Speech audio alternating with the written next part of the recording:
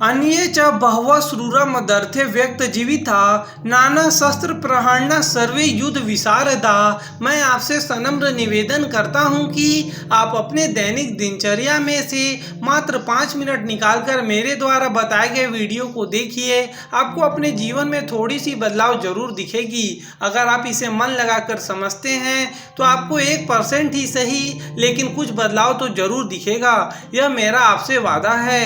अगर आप 5 मिनट नहीं निकाल सकते हैं श्रीमद् भागवत गीता के लिए तो आपका हिंदू धर्म में रहना और जीवन व्यर्थ है। पहले की वीडियो में मैंने आपको श्रीमद् भागवत गीता अध्याय 1 का अर्जुन विषाद योग श्लोक 8 बताया है। आज की इस वीडियो में मैं आपको श्लोक 9 बताता हूँ। क्या बताता हूँ? अध्याय 1 का श्लोक 9। अन्ये च बहवः शूरा मदर्थे व्यक्त जीविता नाना शस्त्र प्रहरना सर्वे युद्ध विशारदा। यह श्लोक महाभारत युद्ध के भीष्म पर्व का हिस्सा है और इसी श्लोक में जो बातचीत हुई है यह बातचीत कुरुक्षेत्र की युद्ध स्थल में अर्जुन और श्री कृष्ण के बीच हुई थी। जब कौरवों और पांडवों की सेना युद्ध के लिए तैयार थी तब यह श्लोक बोला गया था। इस श्लोक 9 में दुर्योधन यह कहता है कि मेरी सेना में बहुत सारे ऐसे भी वीर योद्धा हैं जिन्होंने मेरे खातिर अपने जीवन का त्याग कर दिया है। वे सभी योद्धा अलग अलग प्रकार के खतरनाक हथियारों से लेस हैं। इस श्लोक के अनुसार आपको यह बताना चाहूंगा कि दुर्योधन ने अपने योद्धाओं को जो उसके साथ युद्ध लड़ने के लिए तैयार है उनको त्यक्त जीविता कहा है। इसका क्या मतलब है आपको पता है? चलिए मैं ही बता देता हूँ। आप मेरे बोलने के अनुसार समय दे रहे हैं तो मैं आपके दिमाग पर ज्यादा प्रेशर नहीं डाल सकता हूँ। इस त्यक्त जीविता का मतलब होता है कि वह जो योद्धा है वह दुर्योधन के लिए अपने प्राण देने को तैयार है।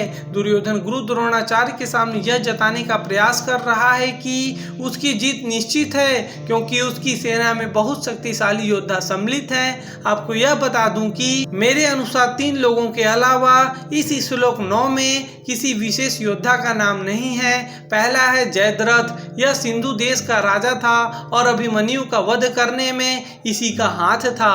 दूसरा है कृतवर्मा। यह यादव वंश का वीर और नारायण सेना का एक शक्तिशाली योद्धा था। तीसरा और अंतिम है शल्य। शल्य माद्र देश का राजा और नकुल सहदेव का मामा था। कुछ समय के बाद कर्ण का सारथी बनकर युद्ध में कौरवों के पक्ष में लड़ा। मेरे पहले वीडियो में श्लोक 4, 5 और 6 में दुर्योधन ने अपने सेना के प्रमुख वीरों का वर्णन किया है। उसको आप जाकर देख सकते हैं। मैंने बहुत ही अच्छे से सरलतम रूप में आपके लिए बनाया है। उसका लिंक भी मैंने डिस्क्रिप्शन में डाल दिया है। पहले की श्लोक में जो दुर्योधन का भय था इस श्लोक में भी उसका भय हमें साफ साफ दिख रहा है। मैं यह सोच रहा हूँ कि उस समय की युद्ध में क्या क्या अस्त्र शस्त्र थे उससे अवगत करा देता हूँ। उस टाइम में धनुष बाण, गदा, तलवार और चक्र मुख्य शस्त्र थे। 100 बात की एक बात, इस श्लोक में दुर्योधन ने अपनी सेना की ताकत और उसके लिए जान देने वाले, समझ रहे हो आप कितनी बड़ी बात है? मतलब दुर्योधन के लिए जान देने वाले वीरों के ताकत का बखान किया है। और इस प्रकार इस श्लोक का यहाँ अंत होता है। आगे का श्लोक 10 मैं आपको अपने दूसरे वीडियो में बताऊंगा। मेरे साथ जुड़े रहने के लिए आपका बहुत बहुत धन्यवाद।